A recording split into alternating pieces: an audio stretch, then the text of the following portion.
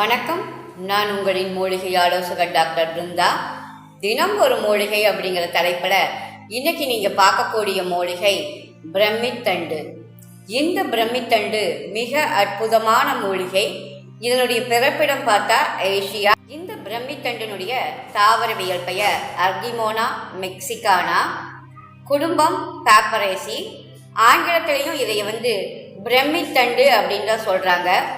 இந்த மூலிகையினுடைய அற்புதமான பயன் என்ன அப்படின்னு பார்த்தோம் அப்படின்னா, நம்ம குடலில் இருக்கக்கூடிய புழுக்களை வெளியேற்றது தான்.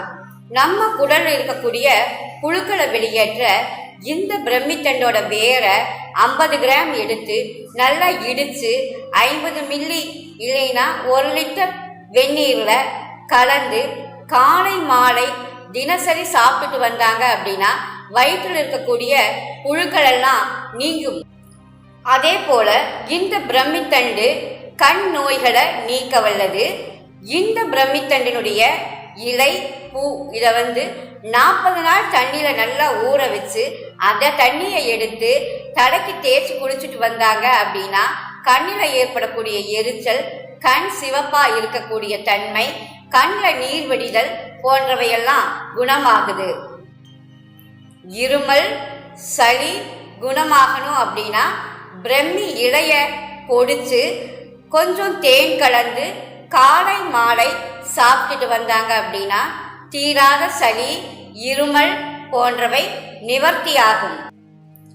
பல்வலி குறையணும் நினைக்கிறவங்க பிரமித்தண்டனுடைய இலை, காய், பூ இதைய காய வச்சு இடிச்சு கல்லுப்பு இல்லைன்னா பாறை உப்பு இது ரெண்டுல ஏதாவது ஒன்றில் கலந்து தினமும் காலை மாலை 2 வேளை பல் தேய்ச்சிட்டு வந்தாங்க அப்படின்னா அவங்களுக்கு பல் வலி ஏற்படாது, பல் சொத்தையும் ஏற்படாது. ஈரல்ல வீக்கம் இருந்தது அப்படின்னா அது மிக எளிதா சரியாகும். தோல் நோய் குணமாகணும்னு நினைச்சீங்க அப்படின்னா இந்த பிரம்மி இலைய சமூலம் எடுத்து நல்லா எரிச்சு அந்த எரிச்ச சாம்பலை வெண்ணெயோட கலந்து தொடர்ந்து 48 நாட்கள் சர்மத்தில் எங்கெல்லாம் அவங்களுக்கு வெண்புள்ளி கரும்புள்ளி இருக்குதோ அந்த பகுதிகளெல்லாம் தேய்ச்சிட்டு வந்தாங்க அப்படின்னா அந்த வெண்புள்ளி கரும்புள்ளி நீங்கும். சர்மத்தில் எந்த விதமான நோயும் தேமல் படை போன்றவை ஏற்படவே செய்யாது. பிரம்மி இலைய அரைச்சு கடிவாயில அதாவது தேள் கடிச்ச பகுதியில் தடவிட்டு வந்தாங்க இல்லைன்னா வச்சு கட்டிட்டு வந்தாங்க அப்படின்னா விஷம் எளிதில் இறங்கும். நன்றி, வணக்கம்.